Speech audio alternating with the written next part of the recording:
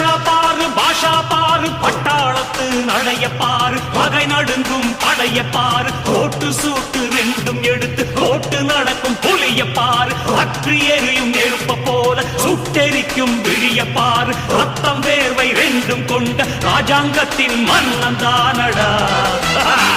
இவன் பேருக்குள்ளே காந்தம் உண்டு உண்மைதானடா இவன் பேருக்குள்ளே காந்தம் உண்டு உண்மைதானடா